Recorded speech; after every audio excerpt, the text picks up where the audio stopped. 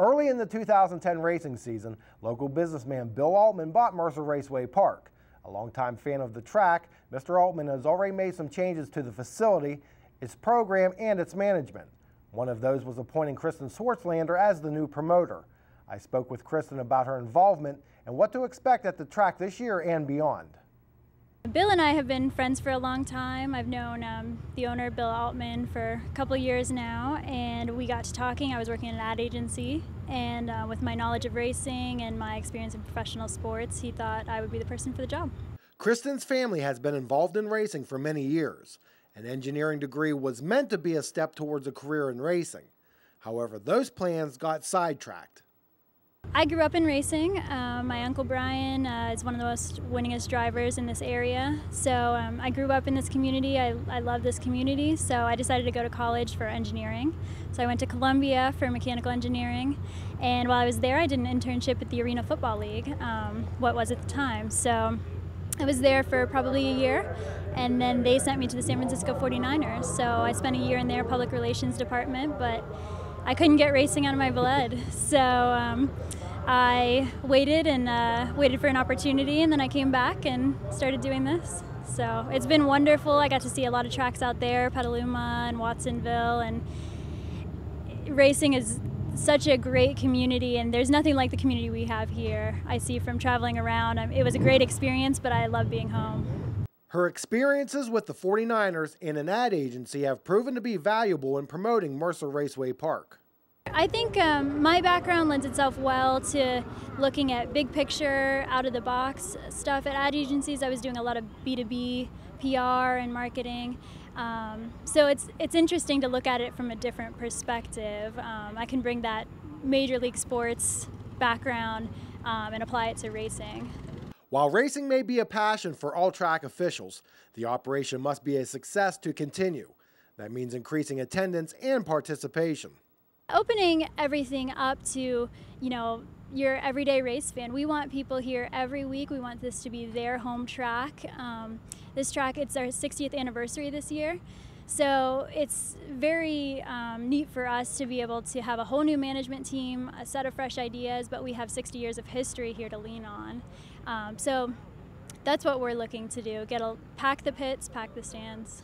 Many tracks offer incentives to residents of communities not close in proximity to the raceways. Mercer has decided to take a different approach.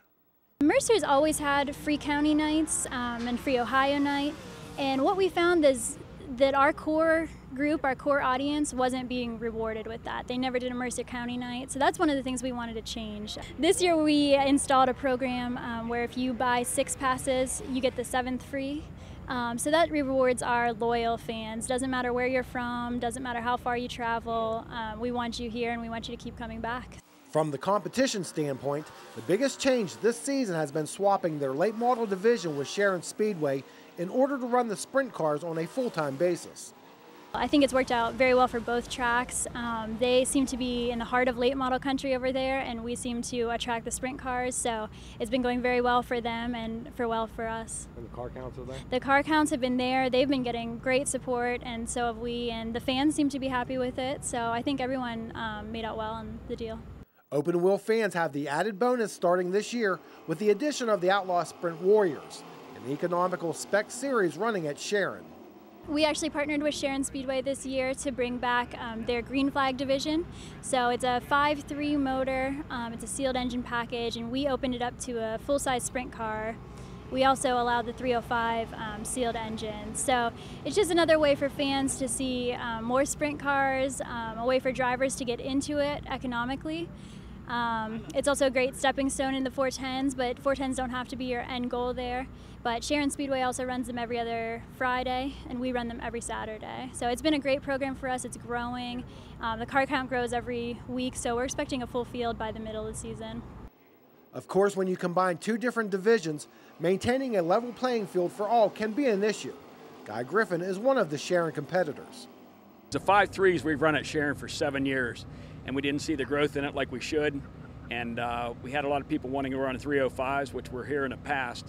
We combined them together. We knew the first year was going to be try to get parity there, and we do have some provisions to do that.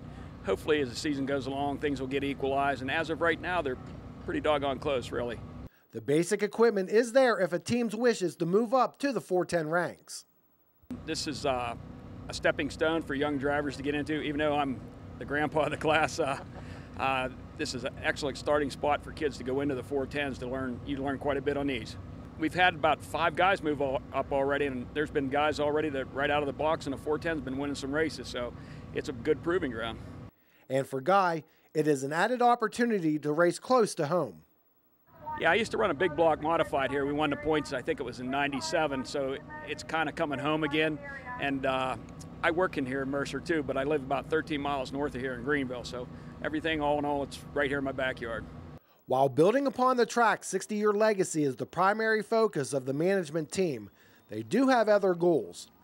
One of the things that's important to Bill, Greg, Frank, and I is community relations, really getting out into the community, getting our drivers out into the community.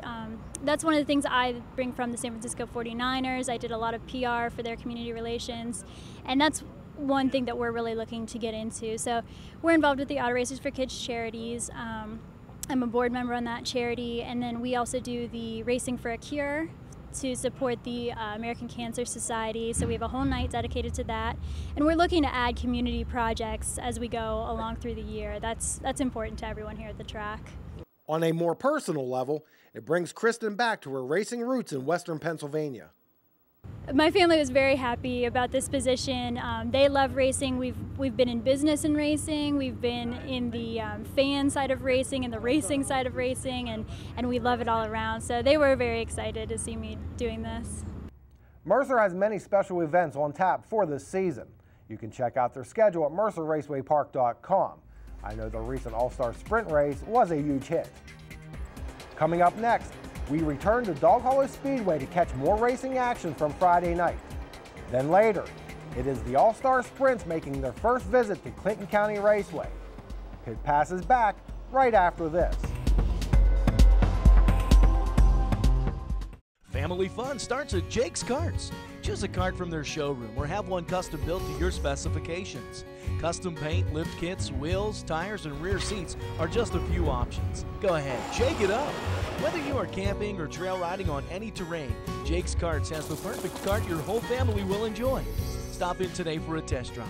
Financing available for qualified buyers.